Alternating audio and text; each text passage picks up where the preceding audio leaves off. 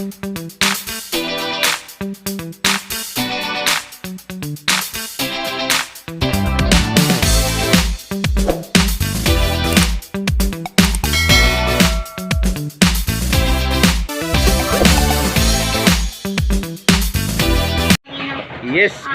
magandang hapon po sa inyong lahat mga idol.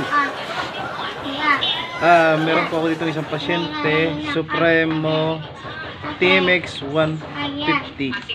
Ayan. Bali po naging problema niya, naging sakit niya ay mahirapan na rin. Nagmamalpag siya ng kuryente, taas baba, tapos umuusok. Hindi gumagana ang kanyang electric start. Ayan, bali siya po ay nabuksan ko na at nakita ko na rin po ang mga problema ng kanyang ng motor na to. Ang isa ko pong nakita ay ang kanyang may tama ang roller guide ng ano. Sagad na sagad ah. Bali ito po ay nakakatihan ng langis. Sunog ang stator coil. Ang starter motor ay sunog din. Tapos ang clutch lining din niya ay sunog. At mayroon pa po ako isang nakita na problema. Yung pag-usok niya ay sobra. Halos ang 1 litro niya ay umaabot lang ng 1 linggo. Yun. 1 linggo lang ho niya nagagamit ang langis. Pagtingin ng mayari, ubos na ang laman ng makina. Ubos na ang laman ng langis. Ayan. Ubos na pala ang langis ng makina. Ayan. Ayan. For correction only. Ayan mga idol. Bali papalitan ko rin siya ng chain guide. Kasi worn out na yung kanyang chain guide. Sunog na. Pakita ko sa inyo yung chain guide. Ito, chain guide. Papalitan ko siya ng bago. Kaso yung isa, palibasa baka lang pinakang frame niya. Hindi ko napapalitan. Ito na lang papalitan ko. Kasi delikado na rin kasi ito. Kasi malutong na. Parang kahoy na. Sobrang lutong na. Napakadelikado na yan para dun sa pagmamaneho ng malayuan. Kasi ito yung pampasada. Ginagamit din ito sa papunta ng Tagaytay.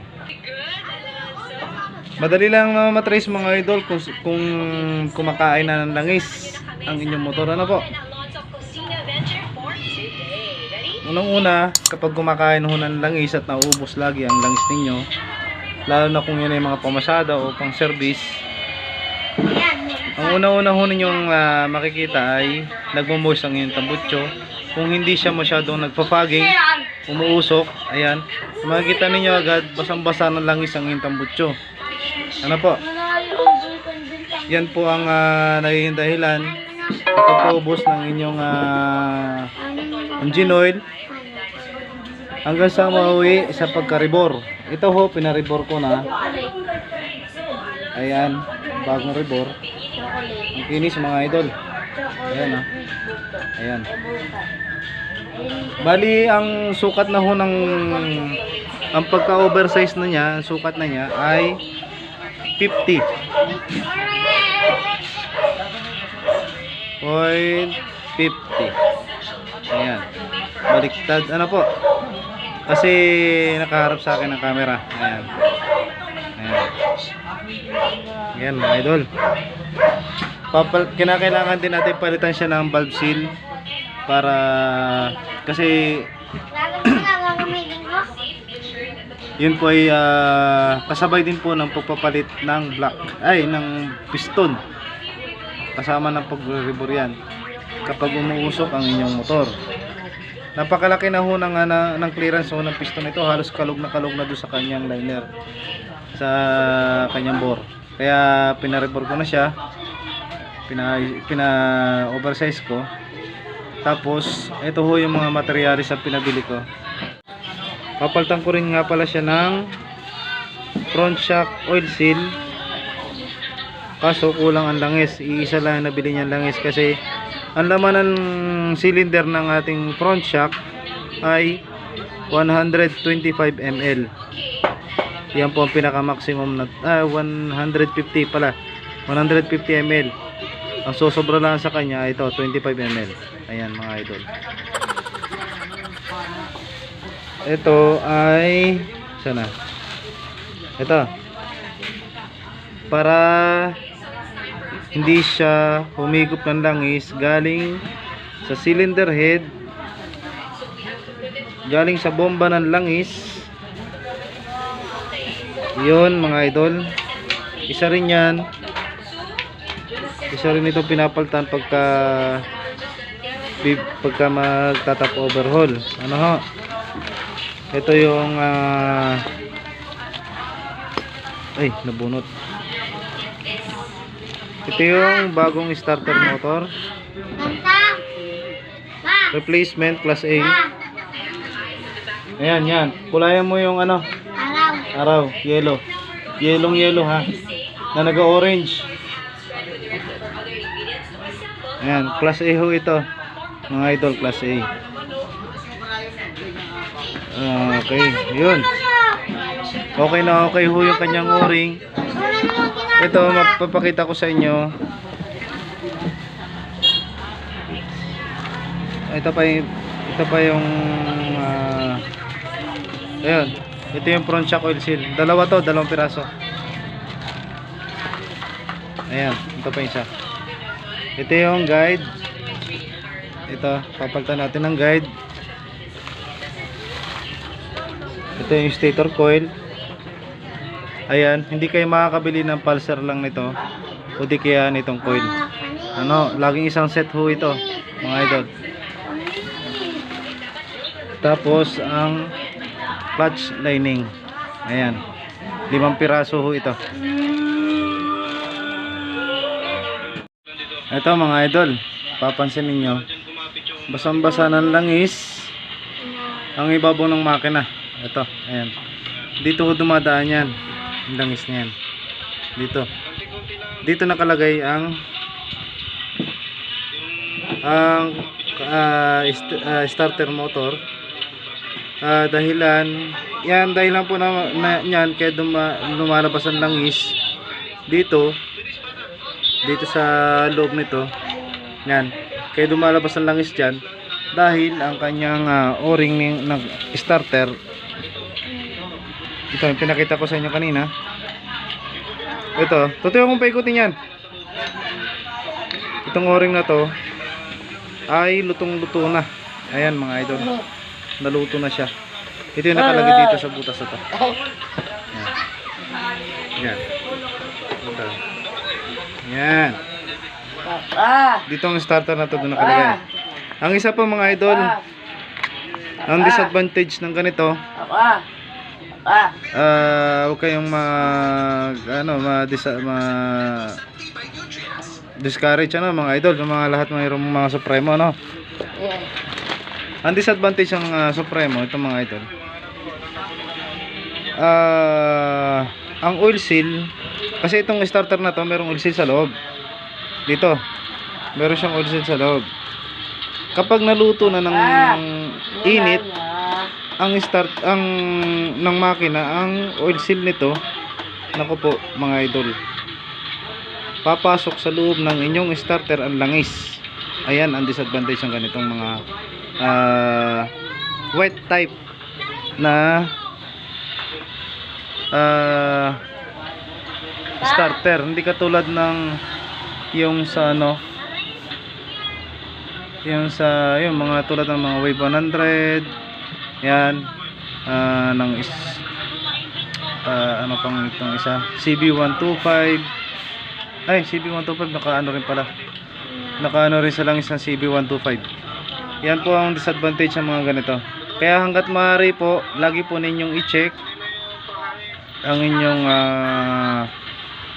makina at ang inyong starter motor. Lagi niyo ipapacheck sa mga mekaniko na biyasa sa mga ganito. Ano ho? Yan pong nagiging dahilan ng pagkasira ng ating starter motor pag nalagyan ng langis ang loob. Ano? Ang isa pa ho, kapag hindi na kaya ng battery paikutin ng inyong starter, wag na ho ninyong pilitin kasi masusunog ang inyong armature ng inyong starter. Ang armature ho nito ay ito. Itong armature nya. Isang buo ho yan hanggang dito. Kasama ng kanyang carbon. Copper yung pong pinagtatapakan ng carbon. Doon yun sa armature. Ayan mga idol. Okay, sana po nakukuha po ninyo, no? Ito ho, papansin niyo ang kanyang stator coil. Yan, sunog na sunog na. Ayan, no? Sunog na sunog ng kanyang stator coil. Kaya nagpapabago-bago na rin ang kanyang supply ng kuryente. Yan ho ang isa pa sa disadvantage ng Supremo. Kasi ang stator coil natin ay 3-phase. Kaya sobrang lakas ng kanyang kuryente kapag napabayaan ho ninyo na sira ang baterya o mahirap na siyang kumarga, hindi na siya tumatanggap ng kuryente galing dito sa stator, sigurado ho ito ho ang sisirain. Pag hindi ito sisirain, damay na ho itong voltage regulator ninyo. Ayan ho mga idol, sana po nabigyan ko po kayo ng babala. Ano po mga idol, basta lagi po ninyong i-check ang inyong baterya, huwag po ninyong kakalimutan para hindi po masira ito. Kapag ganun po nasira agad ang baterya, halimbawa na dapat meron kayong voltmeter, lagyan nyo po ng voltmeter ang inyong motor para makita po ninyo ang voltahe na pumapasok sa inyong motor. Kapag on ninyo ng susi, nag-on kayo ng susi at mababa ang supply ng mababa ang karga ng baterya, halimbawa 9 volts, ibig sabihin lobat na siya. Tapos halimbawa na pinaandar nyo siya, pumapalo siya ng 17, 19 hanggang 20, minsan nag to 20 volts ang supply ng kuryente ng ang reading sa voltmeter mga idol.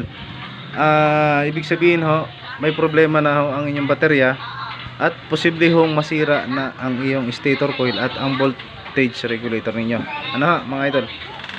Ayan po ang disadvantage. Ano po, sana po ano po, disclaimer lang po, ano, paalaala lang po ito sa akin. Huwag po kayong ma-disappoint, ano po. Ayan, make sure po na ganun lang po, ano.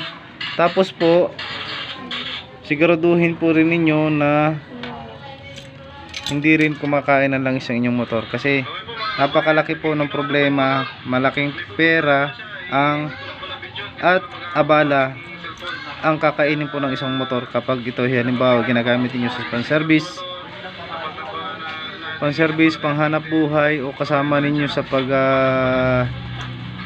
tulad ng iba na ginagamit sa pag de-deliver ng mga tulad ng food panda, yan,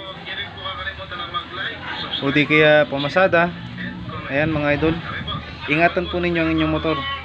Huwag ho kayong manghinayang kasi ito'y kasama natin sa hanap buhay. Huwag ho kayong manghinayang gumastos, pa-check nyo parate. Kung walang problema, hindi naman kayo sisingilan ng mekaniko ng pagpapacheck up. Ano ho, check up lang naman, wala naman hong gagalawin sa inyong makina. Halimbawa may umiingay sa gusto nyo ipa-tune up, kung halimbawa tahimik pang makina, wag muna ninyo ipa-tune up kasi hindi ho basta-basta tune up ang makina kung halimbawa na okay pa ang inyong rocker arm, ang clearance. Ano po, subukan nyo muna magpalit ng langis, baka sa langis lang ang dahilan kaya umiingay ho ang inyong makina. Ayan po. Ayan mga idol, at pumili po kayo ng langis na maganda, ha? Itote. At may tuti. 4 stroke yan. Tute, lagay na lagay dun dito sa shock. Ayan mga idol. At ang isa pa ho, ito sobrang gulo ng wiring niya. Ayan. Ayan, sobrang gulo mga idol. Tapos ito, putok na rin ang kanyang oil seal. Yung kabila, putok ng oil seal. Ito, ubos ng langis. Buti na lang, wala pang tama ang kanyang shock. Ayan po, isa rin po yan sa dahilan ng pagkasira ng ating front shock. Ano po mga idol? Lalong lalo na po sa mga namamasada ng tricycle, huwag po kayong manghinayang bumili ng oil seal. Mura lang ang oil seal ng front shock at ang langis na ginagamit dito. Ano po? Hindi pa ho kayo gagastos ng 1,000.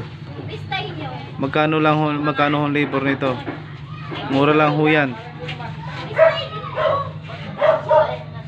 Kaysa masira ang chrome ng inyong front shock, nako po, ang hirap po magpatino na ng shock kapag ito po ay kinain na ng karawang. Kapag nagasgas na itong chrome na to, napakahirap na pong patinuin yan. Kahit po yan ay paltan ninyo ng paltan ng oil seal, kung halimbawa hindi niyo naagapan, wala na hong pag-asa na maayos ang inyong shock na gasgas dito. Kasi yun, nagagasgas ng buhangin na kumapit dito sa duster, rubber duster. Ito ho yung rubber duster. Hanggat maaari po, maglagay ho kayo dito ng rubber boots, katulad po ng aking tricycle. Ayan ho, meron ho rubber boots yan sa shock. Ayan ho. Lagot! Tutoy, alis dyan. Ayan ho ang rubber boots ng shock. Ayan. Yan, mga idol. Hanggat maaari po, lagyan po ninyo rubber boots o cover ang inyong shock para hindi po masira ang inyong cylinder, inner cylinder ng inyong front shock. Ano po mga idol? Ayan po ay napakamahal po ng front shock natin, ang original ito. At ang mahirap pa po dito ay hindi ho kayo basta-basta makabili ng original na shock nyan kung malayo kayo sa bilihan ng pyesa. Ano po? At ang mahirap pa po ay mahirap din mag-order sa mga tindahan. Kasi po ako po may tindahan din. Mahirap, hindi po ako basta-basta makakapag-order ng ganito kung isang piraso lang, kasi ito ay bultuhan. Talo naman po kami, kawawa po naman kami. Ano po mga idol, kawawa kami mga mekaniko kung pa isa-isa lang po ang order. Kaya ang ginagawa po namin, isang buo outer tube tsaka inner tube set. Tapos ang kinakailangan po sa mga supplier na mga original parts ay meron pong target na purchasing na pag-PPO. Kinakailangan po yung maramihan. Ano po mga idol? Ayan po, malapit na pala itong isang ito. Malapit nang masira mga idol. Malapit nang masira, malapit nang kainin ang front shock nya. Yan, manipis na. Yan po mga idol, kinakailangan po wag po ninyong papabayaan ang inyong front shock. Maganda nga ho tingnan kung wala ho siyang rubber boots, maganda siyang tingnan. Pero disadvantage ho, sira naman ang iyong front shock. Hindi ho tatagal ang iyong front shock kung ito ay pababayaan ninyo. Ayan ho mga idol, sana po may naibigay na naman akong idea tungkol sa front shock. Ano po? Ayan mga idol. Meron pa hong isa mga idol. Kung halimbawa na worn out ng inyong kadena, tulad nung halimbawa na ito, medyo okay. Ito medyo ano na, charge kasi ang akin sa mga idol. Yan po, mapapansin niyo lutang na po yung sprocket dun sa kadena. Hanggat maaari po pagka ganito, palitan niyo agad ng kadena. Ano po, Yung pong magandang klase na Takasago, DID or EK or RK. Yan. Mga heavy duty chains yan. Oh, sige, sige. Sagutan mo na rin yung iba. Yung ano na lang, yung TV. Oh, sige, sagutan mo na yung iba. Ayan mga idol, ano rin ako. Nag-module. Yung mga anak ko. Ayan. Tinuturuan ko sila habang gumagawa ko ng motor. Ano? Ayan mga idol. Okay. Ito ho ay lilinisin ko muna.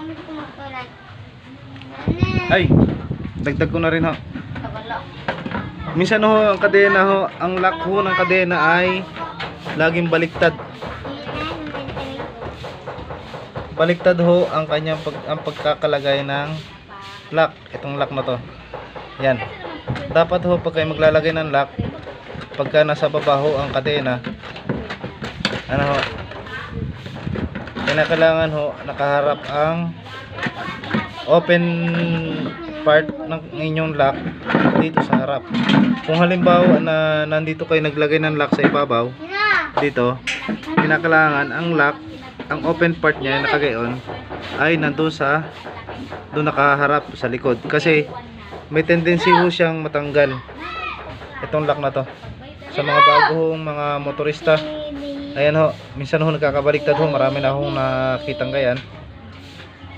Kinakailangan ho ang kadena, ang lock ho ng inyong kadena ay secure, kasi ho posible hong sumabit sa cover ng inyong kadena, or may nakasingit sa inyong dito sa may engine sprocket, may nakasingit diyan ng mga plastic o mga lupa na tumigas, yung mga grasang tumigas diyan, posible ho siyang matanggal o sumabit doon yung inyong lock ng inyong kadena.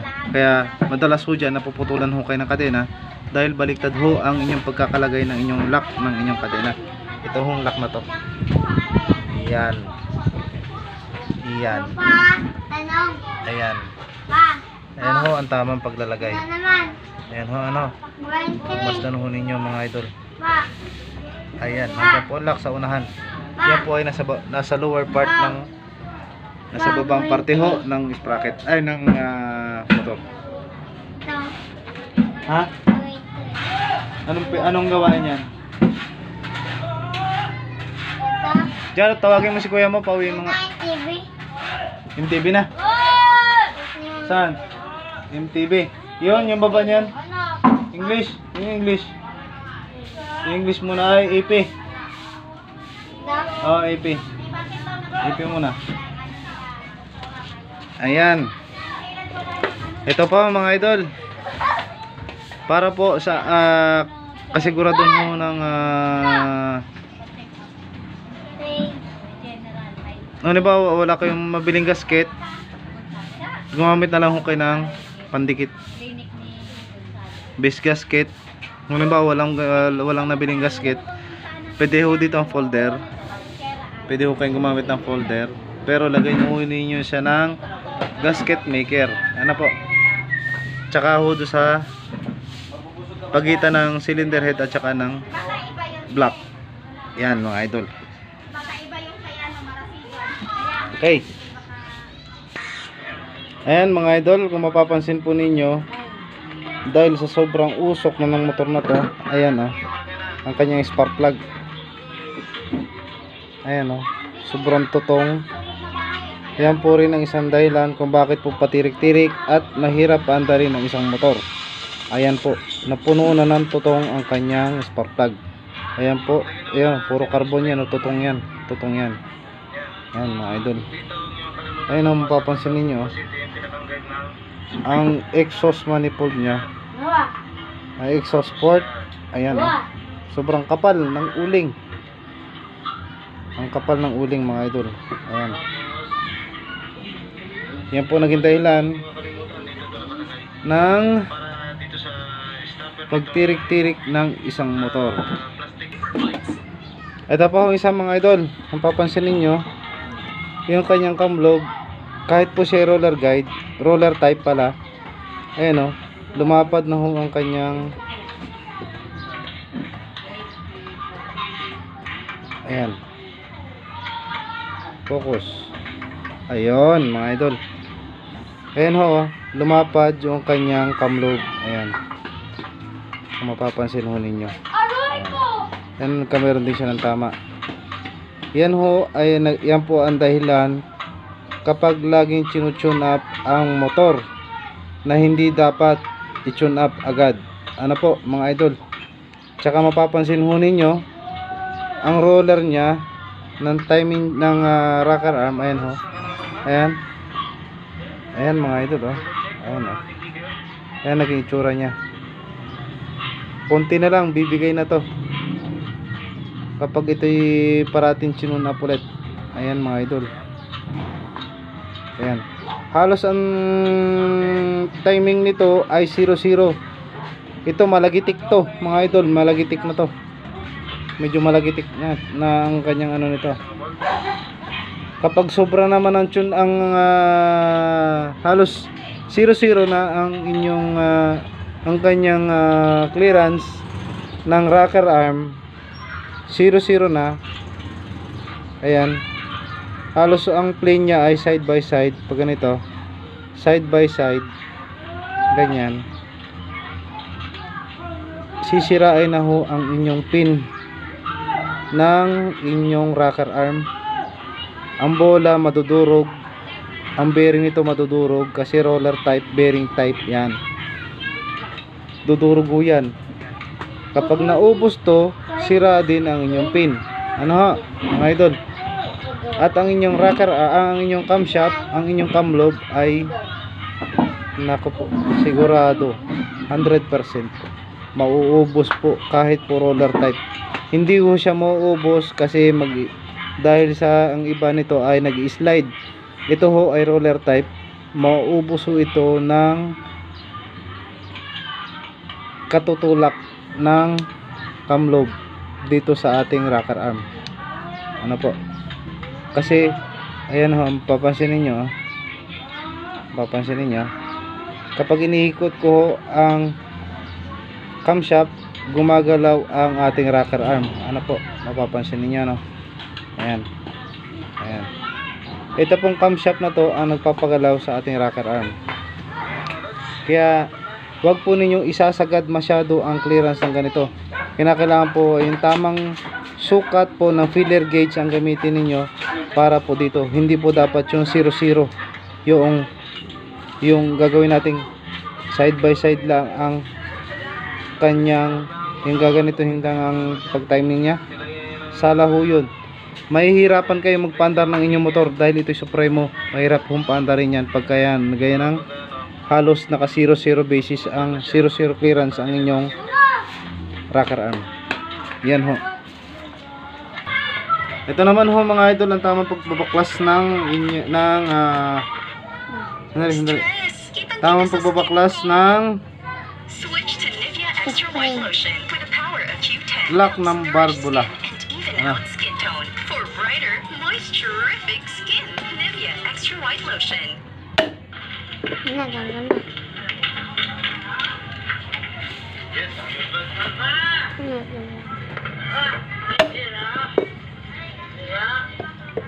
Ito na ho mga idol. Lagay nyo na rin agad itong strainer para Ayan mga idol, tanggal na oh. sigurado hindi nyo makalimutan. Ayan mga idol, oh, tanggal na oh. Ayan. Ito yung valve block. Natin ang gasket na Yun, magpin. Maganda pa eh. Ayan mga idol, Pa, dalawa yung maganda screen pa. niya. Ayan. Oh, ganda pa rin. oil pump. Ayun na. Check muna natin. Ay, mga idol. Ayun oh. Nalalaglag ng barbula oh. Hindi ko pa tinutulak yan oh. Ayan. Ibig sabihin, ang valve seal niya ay matigas na. Ayan oh, nahulog na oh. Hindi ko ho yung binubunat, tinutulak ko lang yan oh. Ayan. Kusa bumababa na ang valve, ang barbula. Ayan. Natatanggalin. Mamaya.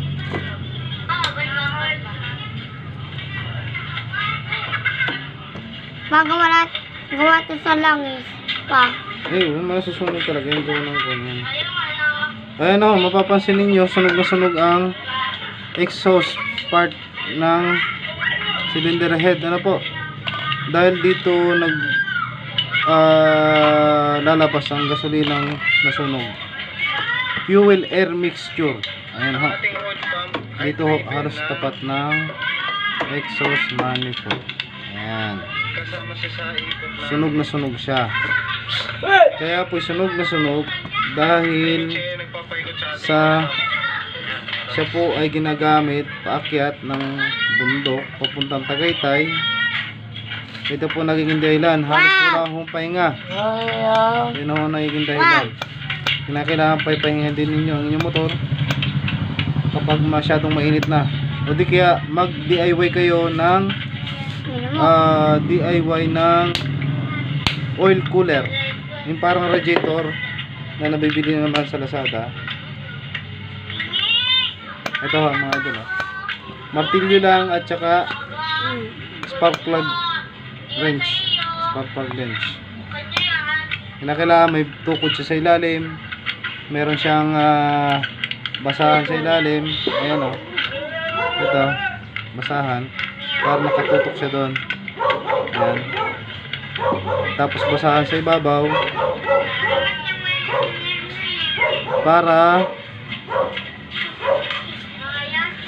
Para siya ay hindi lumipad ang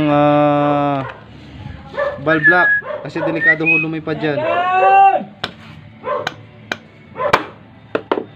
Ayan. Mga idol, tanggal na. Ayan, hindi lumipad yung valve lock. Kita ninyo naman, ano, mga idol. Ayan. Andun, naiwan ang valve lock sa loob. Ito, dalawang spring. Ayan. Ang paglalagay ho ng spring, ang tamang paglalagay ho ng spring, kung nasaan po yung maliit na gihay, yung halos dikit-dikit na ng kawang ng spring, ayan, ay doon po ninyo ilalagay sa baba, pataob. Ito yung nasa base, ito yung nasa base. Ano ho, ganyan din po itong isa, itong support nasa loob, sa inner part ng kanyang ng loob ng ayan, ito po sa loob nito, suporta. Ganyan din ho itong isa. Kinakailangan itong kasi napansin ko baliktad, nagkaganon siya, magkaganon. Hindi tinignan kung saan parte hindi parehas, hindi tama ang pagkakalagay ng spring. Ayan ho, dapat parehas, nakagayan siya. Ayan, mapapansin ninyo yung kawang ng spring, kinakailangan parehas din ng nasa loob at saka nasa labas. Pag ganito. Ayan. Ayan mga idol.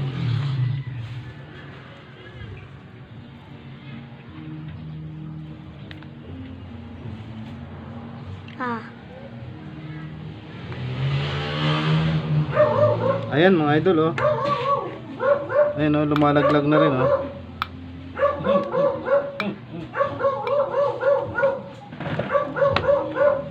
Sirang-sira na ang valve okay pa naman ang barbula, tuwid naman. Halos hindi pa masyadong gastado ang barbula, ang kanyang stem. Okay pa naman.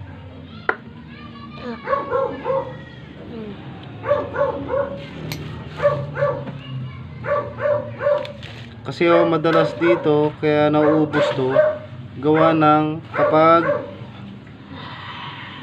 nakakatihan ng langis ang makina. Ano ho? Ganyan po nangyayari dyan.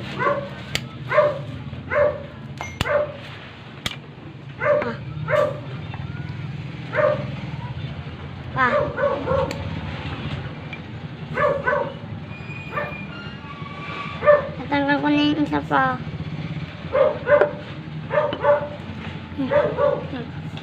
Mamaya, tali na sa kamera.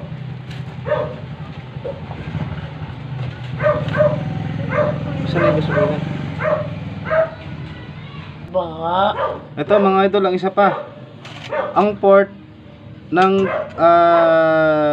dinadaan ng hangin, yung excess air ng combustion dito papuntang pair valve, Ayun ho, baradong barado na siya oh.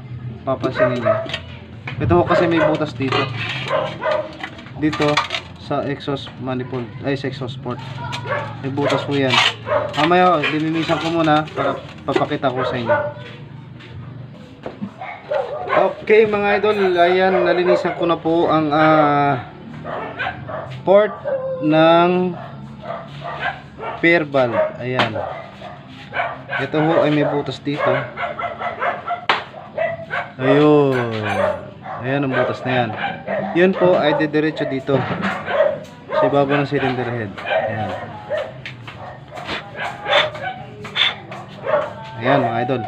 Ito kaya may butas ng pair valve para siya po yung nagko-contribute sa atin ng good combustion para po sa magandang emission, para hindi para ma-neutralize at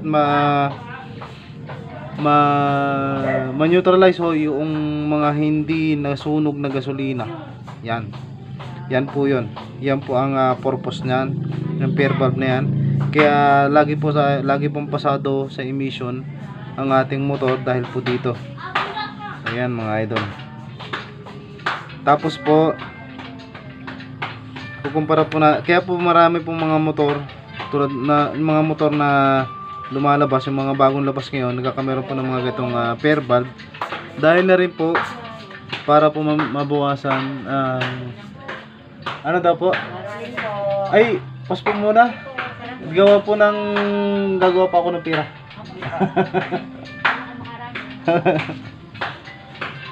Ayan mga idol, may nangangaraling sa atin. Hindi ko muna binigyan gawa ng wala pa tayong kulang pang ating pambigay sa kanila. Saka na tayo pong bibigay ng pag tayo nangaraling, ay pag sila nangaraling ulit. Ayan mga idol, sana po nakuha po ninyo yung aking ibig sabihin po ng pair valve, ano po yung pagkukontribute po niya ng magandang ng kanyang magandang emission, complete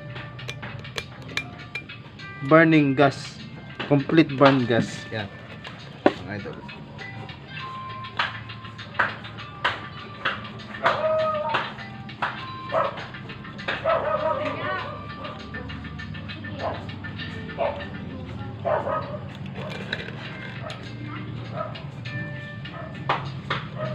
Huwag ho kayong gagamit ng matalim na bagay, yung sobrang talim, para hindi ho magasgas masyado yung ating cylinder, yung combustion chamber po ng ating cylinder head, mga idol.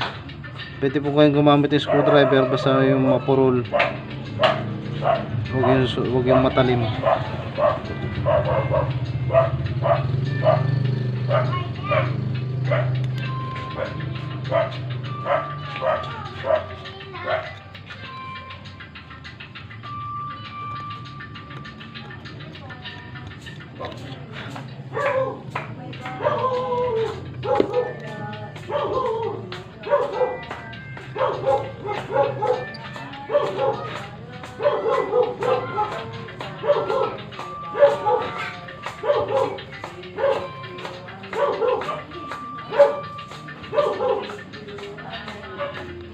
Mahirap magsundot po mga kababayan ng butas ng port ng pair valve, lalo na po pagka umuusok ng motor. Nako, pag nagbara po yan, hindi na niya makukumpleto yung tunay na emission na hinahanap natin. Pagka nagpa-emission kayo, halimbawa magre-renew kayo ng tricycle o ng inyong motorsiklo, minsan madalas po nangyayari dyan, lalo po sa may mga pair valve, hindi ho pumapasa sa emission gawa po ng barado na ang pair valve.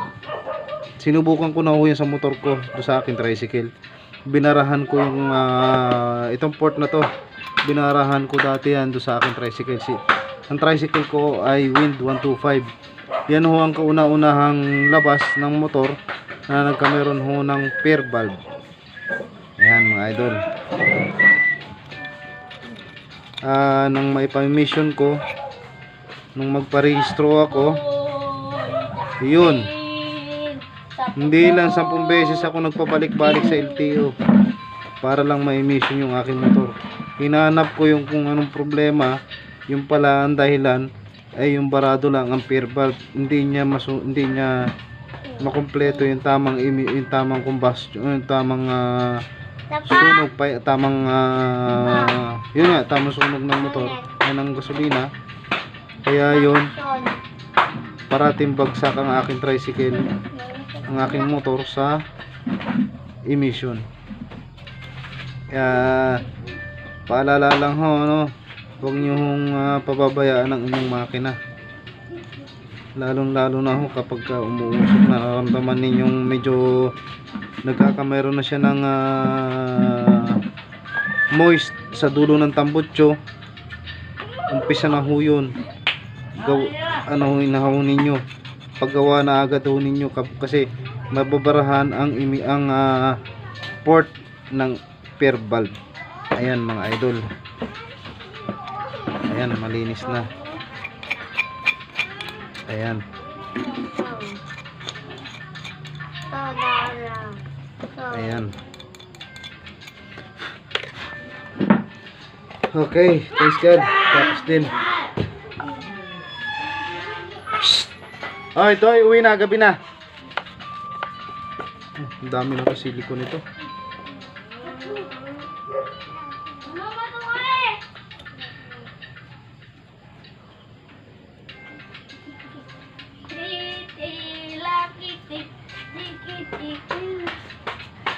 Ano? Patingin. Lado. Ay. Ano ba to? Plastic. Ayan ang mga idol, oh. May plastic pa.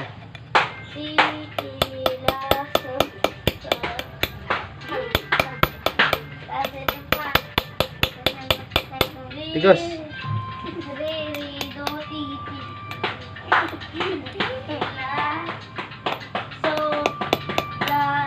Make sure din ho na ventilated din ang inyong makina, lalo na ho sa mga tricycle. Huwag niyong haharangan ang inyong makina ng mga conveyor, mga tabing natin dyan na nabibili. Huwag niyong babarahan yan, kasi yan ho ay kinakailangang naka open air ang ating makina, kasi wala siyang air, wala siyang radiator. Ano ho mga lodi, huwag niyong harangan ang inyong makina. Kaya ho ang design ho ng ating makina, ito may gilay-gilay siyang ganito. Yan, ito ho, dito ho pinapalamig ng hangin ang init ng makina. Yan ho, ito ho yun, ito ho ang silbi ng ating cylinder ng mga design na to. Hindi lang ho ito design, ito yung sabi ng iba gitara daw to. Ewan ko kung anong ibig sabihin nila, kung anong tawag nila dyan. Basta ho sa akin dyan, ang tawag ho dito, ito ho yung air passages, ito yung air cooler, engine air cooler ng ating makina. Ito ho, itong parting to. Yan, paikot ho yan, paikot ho yan. Kaya wag nyo babarahan ang inyong makina, huwag nyo haharangan sa harapan. Hayaan nyo lang ho siyang naka-open. Ano po? Para hindi agad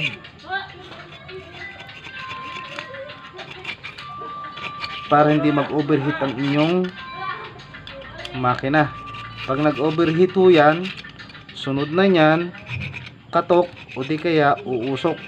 Yan ho ang nangyayari sa mga makina ho na kumakatok o nag-overheat. Ayan mga idol. Tsaka linisin nyo parati itong mga ganito, itong mga parting to, kasi kapag puno na ng dumi yan, hindi na nyo mapapalamig ang inyong makina, hindi na kayang palamigin ng hangin ang inyong makina. Ayan, lagi ninyo linisin yan. yung mga putik, yung mga langis na tumagas sa inyong cylinder head cover, kasi ang cylinder head cover na Supremo ay goma. Make sure ho na lagi hong secure ang inyong cylinder head para hindi ang cylinder head cover, para hindi ho siya naglilik ang inyong langis. Ayan mga idol, malinis na. Okay mga idol, medyo ginabi na tayo. Anong oras na? Alas 8 na. Ang ganito lang muna tayo. Bukas abangan ninyo yung pagbubuko nitong makina na to. At papahinga muna tayo ng ayos para kondisyon ang katawan natin. Yun, medyo inaantok na rin ako. Ayan mga idol, yung aking alaga inaantok na rin. Miming. Ayan, maaga akong matutulog, papahinga. At sana po ay nagustuhan po ninyo, at sana po ay meron po kayo natutunan at meron po kayo ng panibagong idea tungkol po sa inyong mga motor na Supremo, para po hindi po kayo ang tawag doon, hindi po kayo mahirapan para ma-analyze o para madali ninyo maobserbahan ang inyong motor kung ano man ang problema ng inyong motor. Ano po mga Lodi, sana po ay huwag po kayong sumawa sa ayun, may tumatay pang customer. Oh, flat. Ayan mga idol, gagawin ko muna to. Okay, sana po huwag po kayong magsawa sa panonood at sa panonood ng aking vlog.